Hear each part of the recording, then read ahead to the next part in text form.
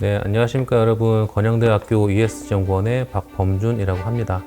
저번 학기에 이어서 이제 두 번째로 인사드리는데 어떻게 방학은 잘 지내셨는지 모르겠어요. 사실 이번 방학 때 비도 많이 오고 날씨도 덥고 코로나도 활성화돼서 조금은 좀 보람차게 보내지 못했을 거라고 생각하는데 저도 마찬가지고 다음 학기에 잘 지내면 되니까 이왕 새롭게 시작된 학기니까 새로운 마음으로 임해 주셨으면 좋겠습니다.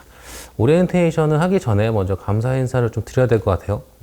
제가 얼마 전에 이제 여러분들이 지난 학기 때 하셨던 ESG 지역사회 문제 해결 그 결과물을 받았고 그 결과물을 바탕으로 공모전을 했어요. 그래서 그 공모전 심사를 좀 했는데 물론 여러분들이 잘 하실 거라고 생각은 했지만 생각보다 훨씬 더 열정적이고 잘 결과물을 제출해 주셔서 정말 보람찼고 조금 굉장히 감사하다는 말씀을 드려야 될 것 같아요. 사실 제가 여러분들을 직접 지도하진 않았지만 ESG를 지원하는 부서의 담당자로서 굉장히 뿌듯하더라고요. 그래서 이번 학기에도 지도 교수님 지도 잘 받아서 조금 더 좋은 결과물이 나오기를 기도하겠습니다. 저번 학기와 마찬가지로 이번 주와 다음 주에는 제가 영상으로 여러분들에게 강의를 한다기보다는 정보 전달 수준에서 진행이 될 것 같아요. 그래서 이번 주에는 ESG에 대한 개념적 이해, 그리고 다음 주에는 그 저번 학기 때 했던 그 결과물들의 사례를, 잘된 사례를 좀 수상작 중심으로 소개를 시켜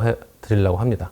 그래서 이번 주에 ESG에 대한 내용은 저번 학기 때 이미 여러분들이 ESG에 대한 그 이제 기본적인 개념과 한 학기 동안 ESG를 실천해 왔기 때문에 기초적인 개념보다는 조금 더 심도 있는 그런 심도 있는 ESG에 대한 역사나 혹은 ESG와 관련된 유사 개념들, 그 다음에 그런 ESG 생태계에 대해서 대학의 역할들은 무엇이 있는지에 대해서 좀 알아보도록 하겠습니다. 자, 그럼 먼저 이제 ESG에 대한 역사에 대해서 좀 알아보도록 할게요. 자, 여러분들 저번 학기 때도 얘기했지만 ESG는 굉장히 역사가 오래된 개념이라고 했어요. 하지만 ESG와 관련된, 즉 환경이나 사회, 거버넌스 관련한 문제들이 발생이 시작하면서 이거를 해결하기 위해서 ESG 개념이 바로 생겨난 것이 아니라 과거의 어떤 개념이 이제 시간의 변천에 따라서 ESG로 변화되었다라고 생각하시면 될 것 같아요.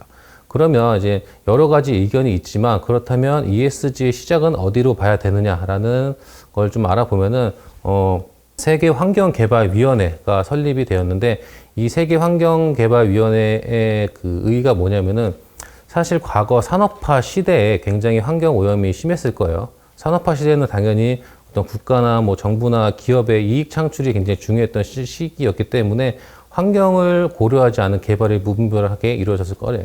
그러다 보니까 환경 문제가 점점 심각해지다 보니까 이제 국가들도 이제 이 환경 문제가 너무 심각해지니까 개별적 어떤 국가별 처리를 하기보다는 이제 국가들이 모여서 전 세계적 차원에서 한번 논의를 해봐야 되지 않겠느냐라는 차원에서 설립된 이 협회가 세계환경개발위원회라고 생각을 하시면 될 것 같아요.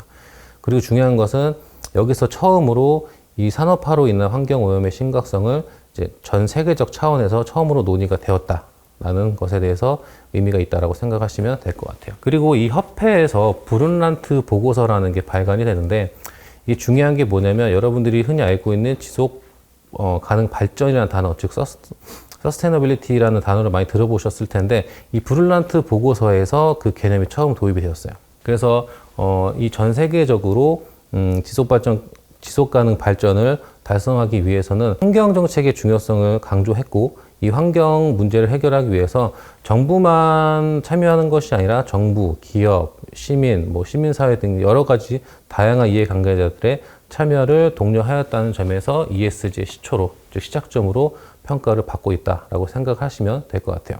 그래서 이 브룬란트 보고서가 발간된 이후에 전 세계적으로 그 지속 가능 발전에 대한 논의가 굉장히 활발하게 이루어졌는데 여러분도 아시겠지만 그러니까 전 유엔 사무총장이 코피 아난이라는 분이 계신데 그분이 지속 가능 발전에 대한 그런 그 논의 확대를 해 주셨어요. 그분이 생각하기에 지속 발전 가능성이 달성되기 위해서 누가 주체가 되어야 하는가에 대해서 고민을 많이 하셨다고 해요. 초창기에는 그분이 그 주체가 기업이라고 생각을 하셨던 것 같아요. 기업. 그래서 그 코피 아난이라는 분이 유엔의 어떤 그 사무총장 직위를 통해서 글로벌 컴팩트 10대 원칙이라는 것을 발표를 하세요. 그게 뭐냐면은 기업들이 전 세계적으로 이제 지속 가능 발전을 달성하기 위해서 기업들이 지켜야 할 원칙 10가지를 제시를 해 주세요. 그게 뭐냐면은 이제 인권, 노동, 환경, 반부패 요 4가지 분야를 통해서 10가지 지표를 마련해 주시는데, 쉽게 얘기하면 기업들이 기업을 운영을 할 때 이 10가지 원칙을 좀 지켜주시면 전 세계적으로 지속 발전 가능성이 좀 확보가 되지 않을까라고 제시하셨던 건데, 솔직히 유엔은 어떤 법적 강제력이나 기업을 뭐 감시를 한다거나 이런 그 강제력이 없는 기관이거든요. 그렇기 때문에 기업들이 사실상 그 10대 원칙을 지켜주지 않았다고 합니다. 뭐 쉽게 얘기하면 환경 오염이라든가 인권, 노동 문제를 야기시키는 게 기업인데, 여러분들이 만약에 기업의 CEO라고 할 경우에 환경도 고려해야 되고 뭐 인권도 고려해야 되고 노동도 고려해야 한다고 치면, 당연히 어떤 재화를 생산을 하실 때 그 생산 단가가 올라갈 수밖에 없으실 거예요.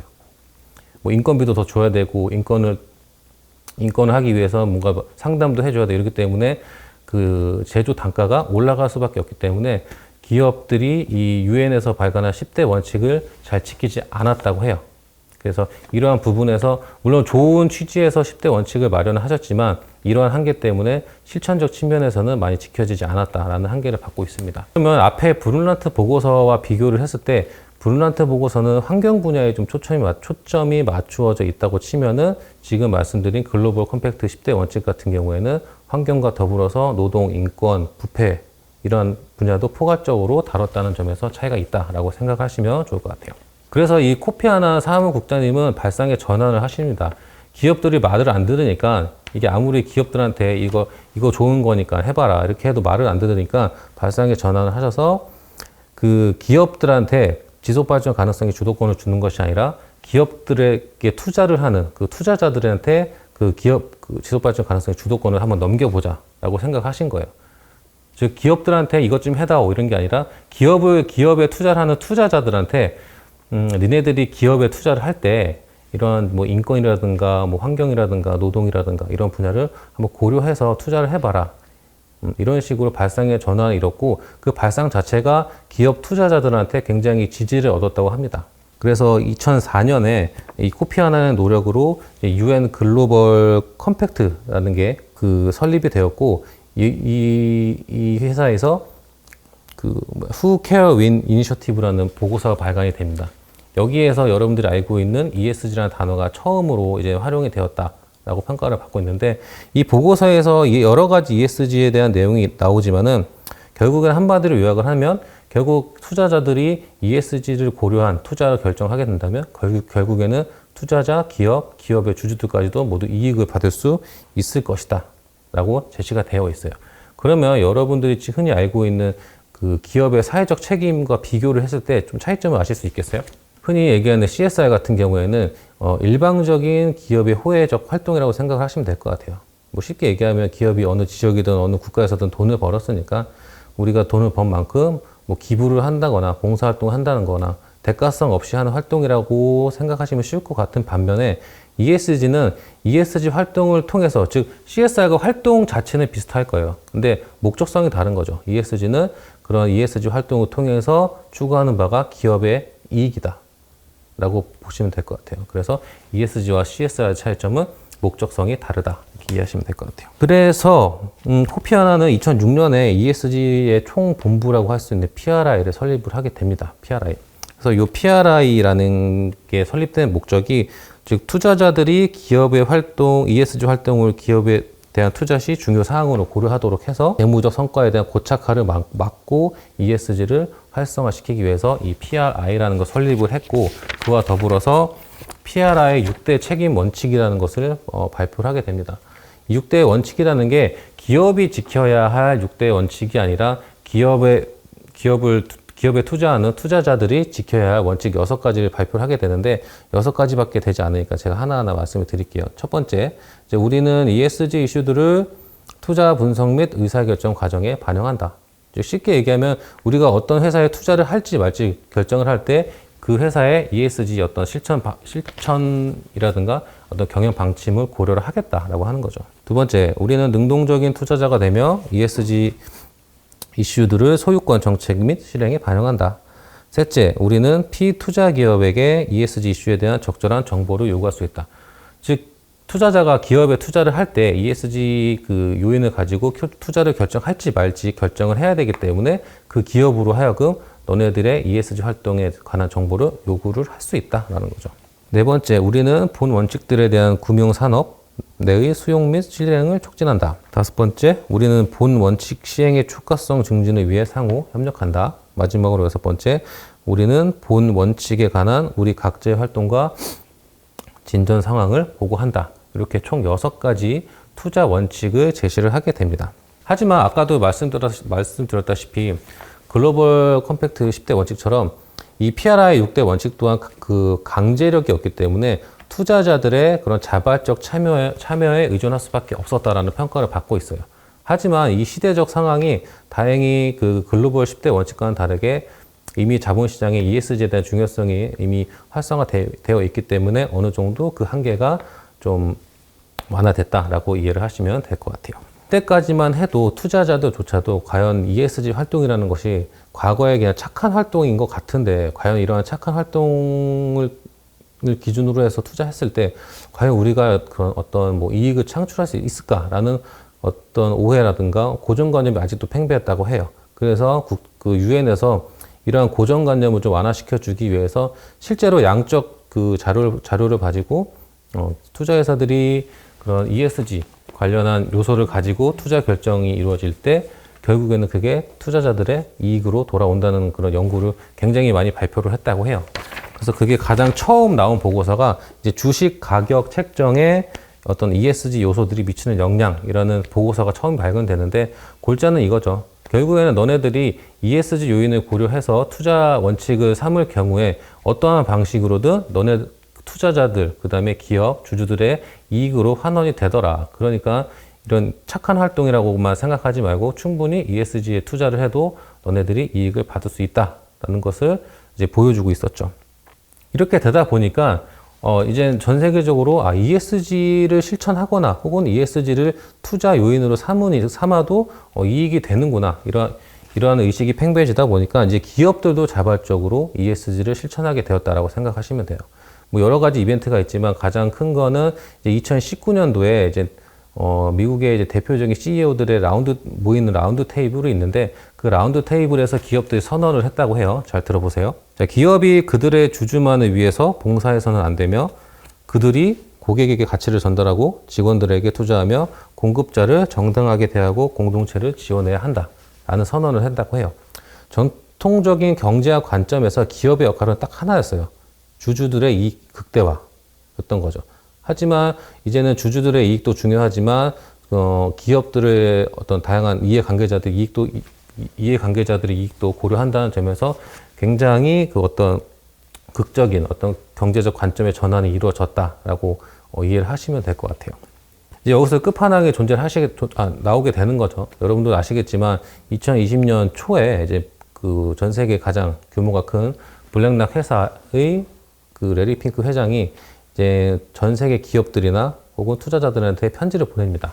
이제 우리가 투자를 결정할 때 그 회사의 ESG 활동을 최우선 가치로 삼겠다라고 천명을 하고 나서부터 이제 그동안 준비를 하지 않았던 모든 뭐 기업들, 투자자들 이런 것들이 이제 ESG를 준비하게 되어서 현재까지의 ESG 활성화가 이루어지고 있었다라고 이해를 하시면 될 것 같아요.